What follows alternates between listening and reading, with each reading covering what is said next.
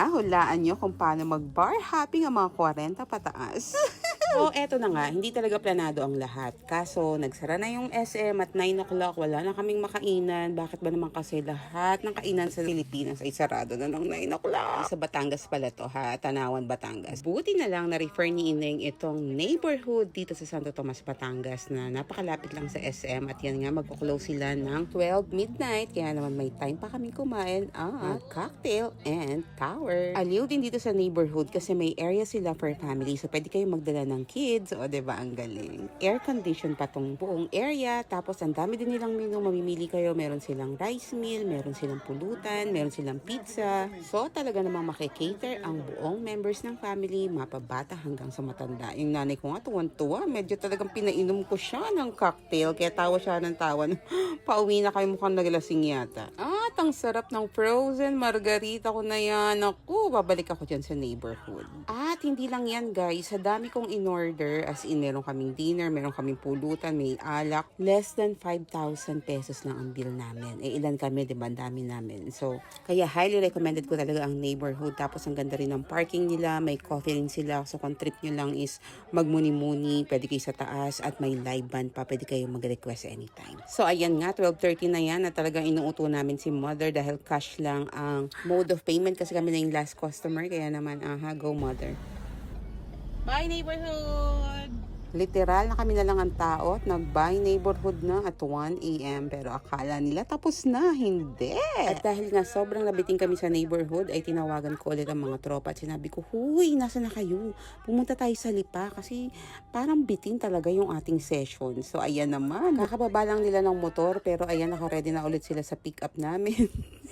Medyo tipsy pa daw dyan si Joel. Kaya parang tinatamad na siyang gumala kasi alauna na rin daw naman. Pero wala naman siya magagawa. Kaya yan, sakay lang. Let's go to Lipa. Ba kayo? Minsan-minsan lang naman magkita-kita. Life is short. Gumala ng gumala hanggang kaya pa.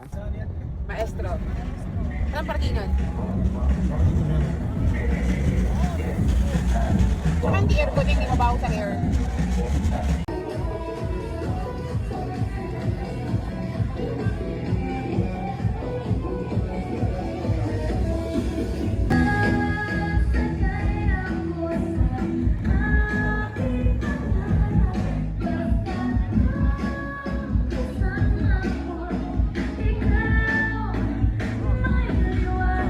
Alam ko pa yung kantang yun yan ha.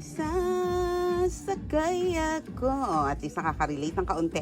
So yan, nandito nga kami sa Maestro dahil dumaan muna kami ng Paddy's actually. Pero puno yung parking. So, try naman natin dun sa iba. Around 1:32 a.m. na to. At yan nga, medyo marami pang tao at makikita nyo yung mga crowd talaga ay puro kabataan. Take note, meron silang 50 pesos entrance per head. At meron pa daw last session yung band, kaya naman na yan. Sige, let's go. In terms of their menu, medyo limited ang kanilang variety. Meron lang silang tower, may drinks, may beer, may mga sets ng pulutan. Hindi katulad sa Paddy's kasi naalala ko mga 3 years ago napunta kami doon. Naku, ang dami talaga mamimili ka sa mga pulutan na pwede niyong orderin. But not bad. Sa safety naman ako, napakarami nilang bouncer. Lahat mga naka-uniform sila at makikita niyo talaga na paligid-ligid sila dyan. So, wala kaming inaalala na baka may magkagulo or may manggulo kasi bantay sarado kayo ng mga staff. So, very good Casa Maestro. Sobrang chill lang talaga ng mga crowd dito sa Casa Maestro. Talaga namang ina-enjoy nila lahat ng music. Kaya naman, hala, sige, sayaw tayo dyan, guys, sa Andrew E. in the Fort. Grabe, biglang naalala ko naman ng kabataan ko. Naku, 20 years ago, hindi nyo ako talaga mahahabon sa ganyan. Magdamag talaga, walang tulugan sa magdamag. Pero ngayon, dahan-dahan lang, hinahilang lang tayo. At heto na nga, dumating na ang order namin. Take note, nakaubos na si Zen at si Joel ng buong tower sa neighborhood. Kaya naman, medyo masama daw ang pakilasan ng isang bata dito. Masusuka na daw siya. Pero yan, ako, mga girls, go for gold. Ang sarap niyan, in fairness. Manamis-namis na. Basta bet ko siya. O, bilis, cheers! Walang ayawan. Ano ba yung mahinang nila lang palibasa, 42 na.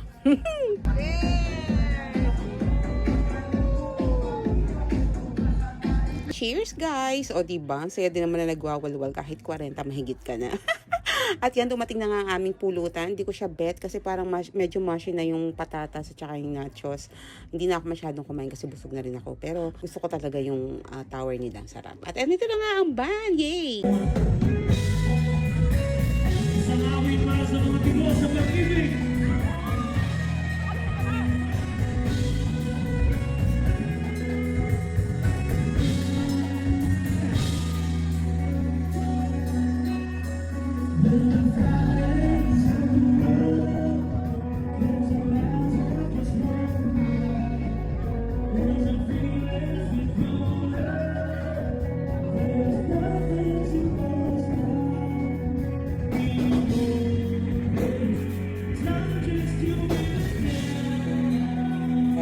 Guess the title of the song.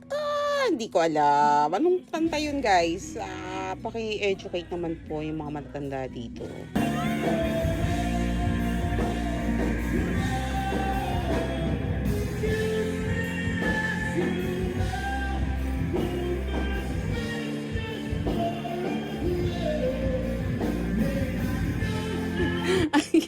Ayan, yung isang matanda dito, parang naingayan po yata siya. Parang makakala niya, simbahan kami pupunta. Kaya nawindang siya, na-culture shock siya. Ay, patang ingay. Buti na lang, ayan, ako nag-open mic sila. At itong si Kuya na umakyat, ang ganda ng mga songs niya. Pakinggan niyo. Nakaka-relate na kami.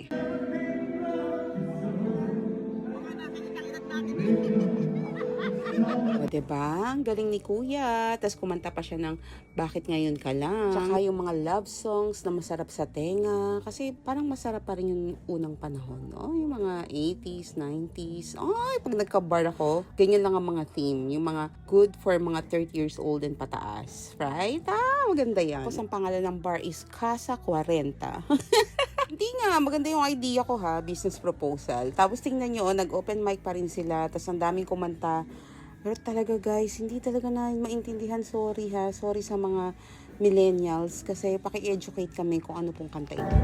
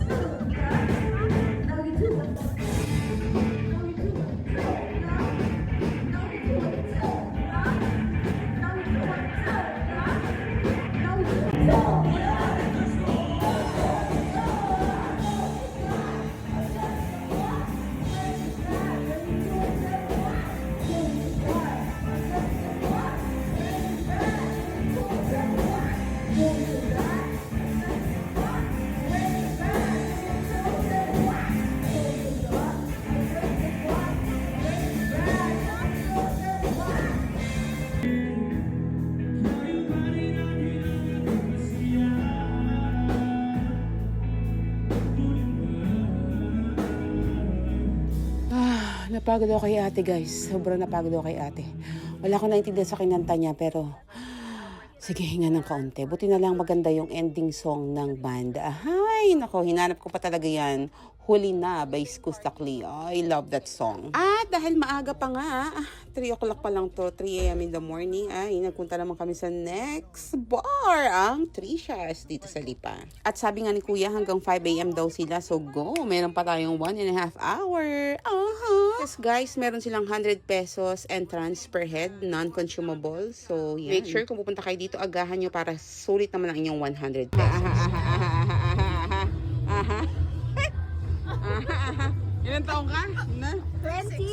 26. 36? Minus 30? Okay, 36. Tricias Lipi at 4 a.m. in the morning. Oh, wow, ganda. Dapat dito na lang tayo. Sauna mo sa dito. Meron sa sauna. Saunahan na lang. Ano lang. Saunahan din.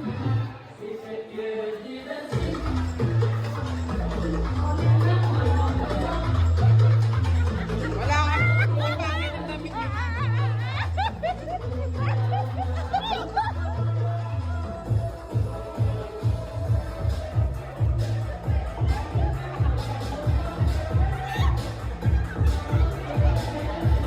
Mukhang na-deprive talaga si ate sa pagsayaw doon sa Casa Maestro. Kaya lang pagdating sa Tricias, naku, aliw na aliw siya sa mga tunog. Pero guys, sa Tricias wala silang live band. So talagang ganyan lang siya, parang may DJ, ganyan. Mga nakatayo lang doon yung mga audience, looking at the crowd, parang mga youngsters din sila, mga bata lahat. At ang kakaibahan lang is ang gaganda talaga ng mga OOTD sa mga girls dito. Talagang lahat sila mga naka-miniskirt, ganyan. Ay, ang gaganda pa. We are super full, kaya naman parang beer na lang ang in-order namin dito, parang mga San Mig Light, ganyan. Platter ng pulutan. Tapos yan, parang nung pumasok kami, yun lang yung narinig kong medyo upbeat na sounds na pinapatugtog ng DJ. Then after that, parang medyo naglalaylo na kasi para siguro chill down na kasi 4 o'clock na rin to na umaga. Next time ay matry naman namin yung medyo maaga para makita namin yung anong vibe dito sa Tricias. So ayun, wala kami masyadong nakita dito. Hindi rin kami masyadong nag-enjoy sa music. Ayan, isang bottle lang kami at yun, umalis na rin kami at mga 5 o'clock na kami talaga nakauwi ng bahay. Pero nako, huwag niyong ismuling yan dahil akala nyo ay naka-recover na kami. Hindi. Lahat kami ay nagkaroon ng diarrhea after ng party. At tapos nagkasakit si Joel at tapos nagkasakit ako, o 'di ba?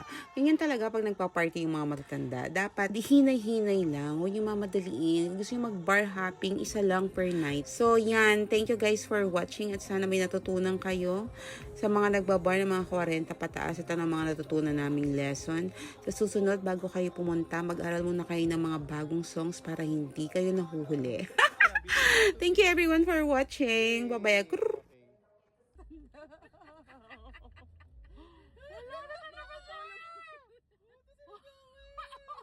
Kaya tayo madaling malasing nun. Wala na to. Wala nang pag-asa. Pwede nga nakababa pa siya eh. Oo.